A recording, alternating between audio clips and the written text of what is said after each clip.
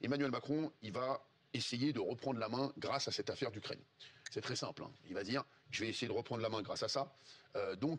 Emmanuel Macron, il va vous faire extrêmement peur. Je le savais dans son allocution. Genre, alors je vais vous donner des verbatims. Nous allons entrer dans une nouvelle ère. La Russie viole nos frontières pour tuer des opposants. Voilà, notre prospérité, notre sécurité sont devenues plus incertaines. C'est la technique d'Emmanuel Macron. Il va vous dire, c'est très très grave, vous allez voir, pour essayer de reprendre la main. Comme il a la main sur rien du tout là, parce qu'à part aller à la boucherie, voilà, il n'est pas hyper occupé, il va se reposer en chef des armées, c'est normal, c'est bien vu, hein, c'est bien vu, donc il va faire peur aux Français sur la guerre en Ukraine, on le connaît, c'est sa technique, et voilà, on l'a vu arriver. Donc il a dit, notre prospérité, notre sécurité sont devenues incertaines, vous avez vu ce qu'il a dit. Donc il veut vous dire, attention, là les mecs, vous avez besoin de moi. Emmanuel Macron, là, je suis le chef des armées, vous avez besoin de moi, vous allez voir, parce que là, ça peut secouer.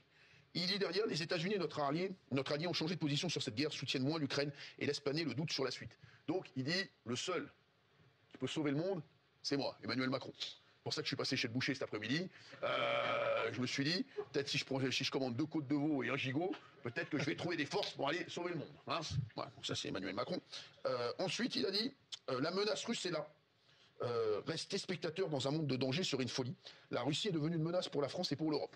L'Europe va se réarmer.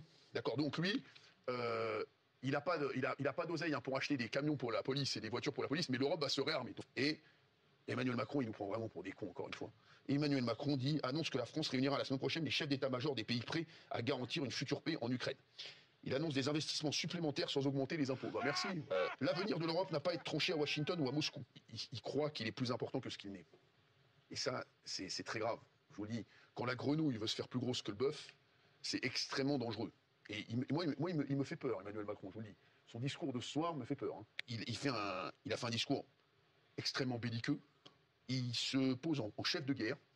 Et il va encore nous mettre dans une panade totale. Je vous le dis, moi, quand je le vois parler comme ça, mais tout ça parce qu'il a un égo surdimensionné et qu'il doit se dire « je suis le seul à pouvoir sauver le monde ». Voilà, comme en France, ça a été son bilan est catastrophique, il s'est dit peut-être je vais essayer de... Vous savez, c'est la technique de « je vais ouvrir un contre-feu ouais. ». Voilà. Donc Emmanuel Macron envisage peut-être le déploiement de troupes européennes. Bon. Une fois la paix signée, pour en garantir le plein respect. Déjà, il faudrait signer la paix. C'est un petit peu vite en besogne, Emmanuel Macron, comme d'habitude. Nous aurons à faire de nouveaux choix budgétaires. Vous vous rendez compte, il nous dit déjà qu'on va devoir faire des nouveaux choix budgétaires. Ça veut dire, les mecs, on va l'avoir dans l'os.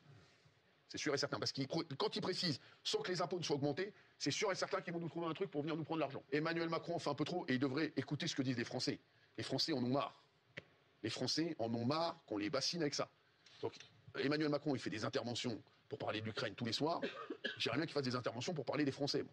Voilà, c'est vrai. Donc là, non, parce que là, ce qu'il nous annonce, c'est on va les taper dans votre portefeuille, c'est sûr et certain. Une économie de guerre. Une économie de guerre. Oui, exactement, une économie de guerre. C'est bien, les mecs, il y a Trump qui est en train d'avancer pour essayer d'avoir une paix, mais lui, il va écouter, parce que la paix actuelle ne plaît pas à Zelensky, on va pas se mentir. Emmanuel Macron assure que la décision a toujours été et restera entre les mains du président pour la dissuasion nucléaire. Excusez-moi, Emmanuel Macron me rend fou. Je suis désolé, les mecs, il me rend fou. C'est que des mauvaises décisions. Il va encore nous foutre dans une merde noire. Voilà, il est manipulé. Voilà, je vous le dis, Emmanuel Macron. Il est manipulé par qui, par quoi ? Il est manipulé par des gens. Je vous le dis, il se laisse griser par des gens, Emmanuel Macron, et je vous dis, il se croit plus fort que ce qu'il n'est. Il faudrait faire quoi alors ? C'est très mauvais. Ce discours est catastrophique.